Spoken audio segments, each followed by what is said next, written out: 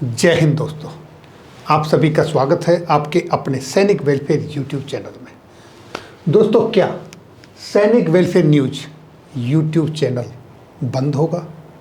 सबसे ज़्यादा देखे जाने वाला सैनिकों का यूट्यूब चैनल बंद होगा?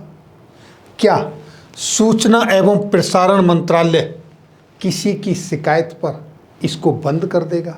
क्या जेसीओ और जवानों के धरने को तोड़ने के पीछे सरकार ने अपने एजेंट छोड़े हुए हैं, या हमारे अपने कुछ लोग गवर्नमेंट से मिल चुके हैं और वो जेसीओ और जवानों का जो धरना चल रहा है उसको तोड़ने के लिए कमरबद्ध हो चुके हैं?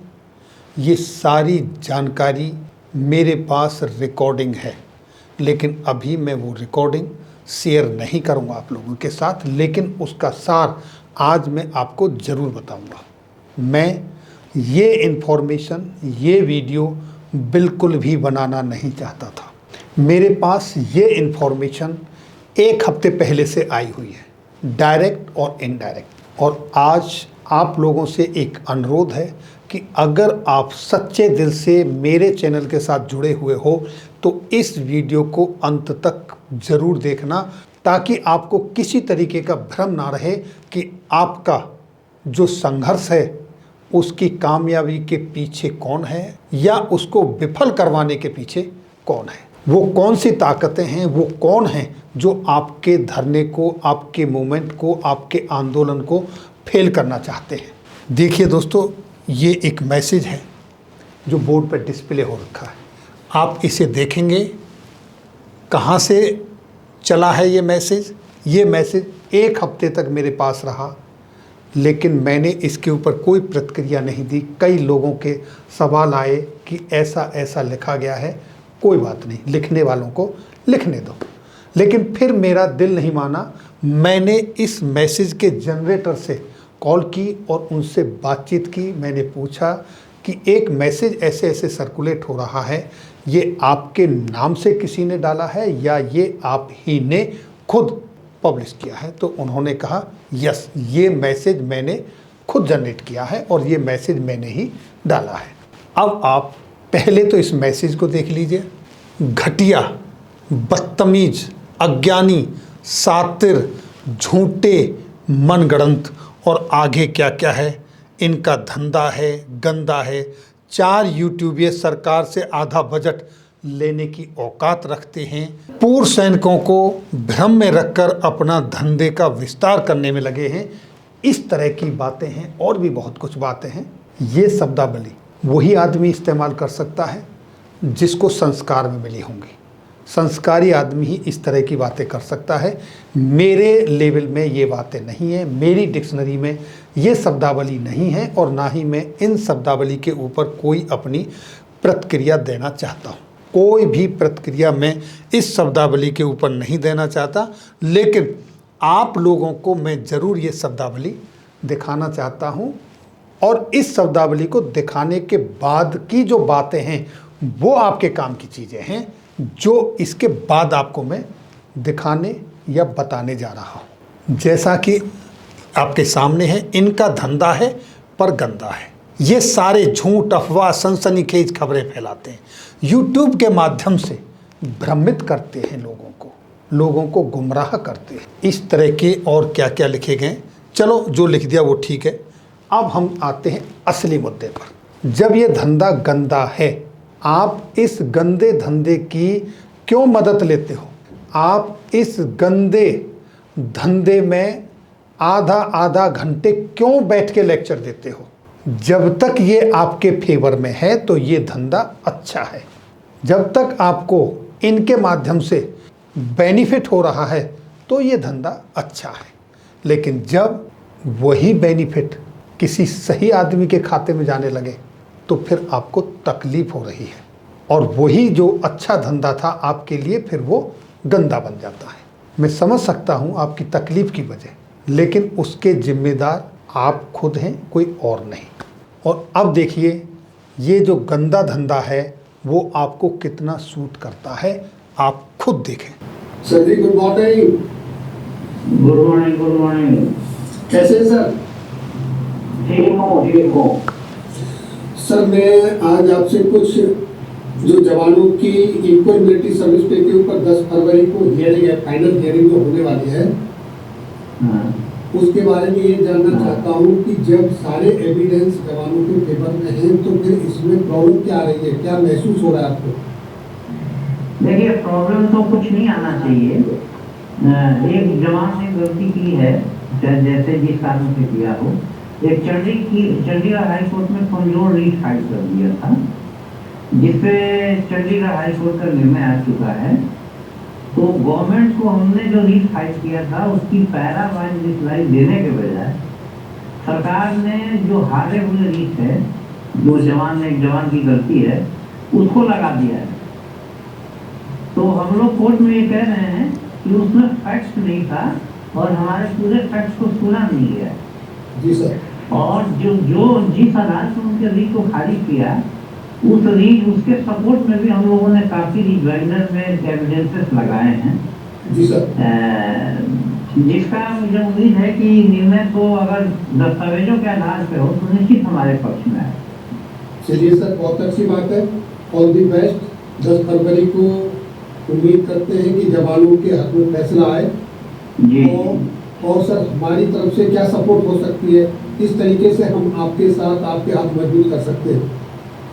देखिए सर, आज भारत में सिर्फ voice of ex serviceman society ही है, एक मात्र समुदाय, आपने भी ऑब्जर्व किया होगा, जो कई सालों से सिर्फ JCNCOR की लड़ाई लड़ती आ रही है, तमाम संसाधनों की कमी और अवरोधों के बावजूद। और हम लोग इस लड़ाई को सिर्फ रोड पर नहीं लड़ रहे हैं, हम लोग इस मामले को कोर्ट के में भी लेके गए हैं। और 2018 से लड़ते लड़ते आज फाइनल बहस के स्थिति में केस आया हुआ। तो जो भी भारत के पूर्व सैनिक JCNCOR है, उनका काम है कि हमें सपोर्ट करना और हमारा सहयोग करना। अगर ये संस्था नहीं रही तो इस देश में इनकी लड़ाई लड़ने के लिए कोई दूसरी संस्था नहीं है और ना हो पाएगी इस लेवल पे, जिस लेवल पे हम लोग पहुंचे हैं। जय हिंद, जय भारत। तो दोस्तों, यहाँ सबसे बड़ी पीड़ा ये है कि उनका वो भ्रम टूट चुका है कि उनसे बड़ी कोई और ऑर्गेनाइजेशन नहीं है, और जैसा कि उन्होंने कहा, और ना भविष्य में कोई हो सकती। अब ऑर्गेनाइजेशन भी आ गई, उनसे बड़ी भी आ गई और उनके सामने जीते जी आ गई। इसलिए उनको पीड़ा हो रही है, क्योंकि अब लोग निकल के आ रहे हैं और सच्चाई सामने आ रही है। चलिए, वो पीड़ा है उनकी। जब मेरी उनसे फ़ोन पे बात हुई तो अब मैं उसका एक अंश आपको बताता हूं। उन्होंने क्या कहा कि मैं सूचना एवं प्रसारण मंत्रालय में आपकी शिकायत करूंगा और आपके YouTube चैनल को बंद करवा दूंगा। अब उनकी सरकार के साथ कुछ साठगांठ होगी। सूचना एवं प्रसारण मंत्रालय में उनका कोई अपना होगा, हो सकता है उनके कहने से सरकार YouTube चैनल को बंद कर दे। अब ये मृग तृष्णा उनको है या किसी और को है, ये तो वो जाने। अब ये धंधा गंदा किसी और का है या वो कुछ इस गंदे धंधे में है, ये भी वो जवाब दे सकते हैं, क्योंकि ये खुद यहाँ 20 से 22 मिनट रहे और 3 लाख लोगों ने उनको सुना है। आज वो 3 लाख लोग उनको नहीं सुन रहे हैं तो तकलीफ तो हो सकती है। यही तकलीफ और यही झुंझलाहट इस स्तर पर ले आई कि उन्होंने किस अमर्यादित अनपार्लियामेंट्री लैंग्वेज का इस्तेमाल किया। ये हो सकता है उनके संस्कारों में हो, लेकिन हमारे पास इसके लिए कोई स्पेस नहीं है। मैं उनको उनके मैसेज का जो रिप्लाई दे सकता था बेस्ट, वो मैंने दिया है, वो भी अपने बहुत सारे लोगों की ऑन रिक्वेस्ट। और उनका जो कन्वर्जेशन मेरे साथ हुआ, जो वार्तालाप जो मेरे साथ हुई, उसमें जिस तरीके से उस अपने मैसेज को मैनिपुलेट करने की कोशिश की और जिस तरीके से उन्होंने गवर्नमेंट के सहयोग का सहारा लेते हुए चैनल को बंद करने की बात की, इन सब चीज़ों का जवाब अब आपके हाथ में है, आप दे सकते हो। आप डिसाइड करें कौन सही है कौन गलत है, कहाँ सही हो रहा है कहाँ गलत हो रहा है, कहाँ से आपको न्याय मिल सकता है कहाँ से आपको न्याय नहीं मिल सकता है। अब रही बात, जैसा कि इन्होंने कहा, voice of ex serviceman society एकमात्र ऐसी सोसाइटी है जो JCO और NCOs के हक की बात करती है। मेरे पास ऐसे एविडेंस हैं, जब तक इन्होंने ये मुद्दे टच भी नहीं किए थे तब से कोई इनके लिए संघर्ष कर रहा है। वो भी मैं आपको एविडेंस के साथ दिखाता हूँ।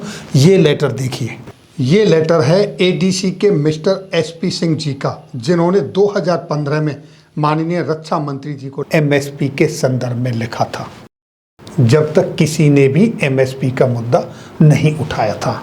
जैसा मैं पहले बता चुका हूँ, पिछली वीडियो में भी मैंने बताया था, मैं air veteran professor Sukhbir Singh से पहले कभी नहीं मिला, सिर्फ 4 मई को मिला था। और उसी दिन मेरी मुलाकात हुई थी एडवोकेट पल्लवी अवस्थी से।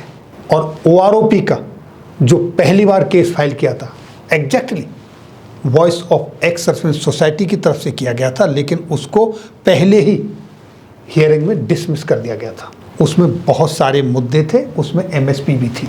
और उसके बाद पहली बार जब एमएसपी का कोर्ट केस हुआ था, सीरियल नंबर आप चेक कर लेना, यहाँ पर रिफ्लेक्ट हो रखे हैं लेटर में, वो भी एडीसी के मिस्टर एसपी सिंह जी द्वारा ही किया गया था। और उसमें एडीसी जिनसे इनको तकलीफ है वो उसमें पिटिशनर थे। वो लिस्ट में आप यहाँ देख लीजिएगा, सीरियल नंबर 8 पर चेक करिए। और उनके सीरियल नंबर कोर्ट के बाद इनका कोर्ट केस फाइल हुआ था। और 2018 में जब एमएसपी का अगेन केस फाइल हुआ है, तो यस, पहले voice of ex serviceman society की तरफ से किया गया है, और उसके बाद ये मिस्टर एसपी सिंह इन एडीसी के द्वारा किया गया था, और उनको फिर क्लब किया गया है। पहली बार voice of ex serviceman society को उनके साथ क्लब किया गया था। ये है अभी तक की एमएसपी की पूरी सच्चाई। और अब बॉल आप लोगों के पाले में है। आपको डिसीजन लेना है कि कौन आपके फेवर में है, कौन आपके फेवर में नहीं है। और अंत में मैं ये कहना चाहता हूँ, जेसीओ जवान अब समझ चुके हैं कि कौन उनके फेवर में लड़ रहा है और कौन सरकार का सहयोग कर रहा है। यहाँ मुझे कोई संदेह नहीं है यह कहने में कि 12 मार्च को जिस वक्त आपने 6 अगस्त की कॉल की थी, उसी वक्त मेरे दिमाग में ये चीज़ आ गई कि ये चीज़ अब इस मूवमेंट को तोड़ने के लिए है, टरकाने के लिए है। 6 महीने के लिए एक बार पोस्टपोन कर दो और उसके बाद एक कॉल और 4 महीने की दे दो। उसके बाद 2024 का इलेक्शन निकल जाएगा और जो आक्रोश पूर्व सैनिकों में, जेसीओ जवानों में है, वो अपने आप ठंडा पड़ जाएगा। अपने निजी स्वार्थ को छोड़िए, एक साथ आ जाइए, इस तरह की बातों को ख़त्म करें और अपने जेसीओ और जवानों की ये जो मुहिम है इसमें साथ दें। बस यही मेरी सबसे सारे जितने भी पूर्व सैनिक हैं उनसे अपील है। और पुनः फिर भी मैं कहूँगा कि इस तरह की वीडियो बनाने का मेरा कोई इरादा नहीं था। मैं अपने लक्ष्य पर जिस पे लगा हूँ उसी पे लगा रहूँगा।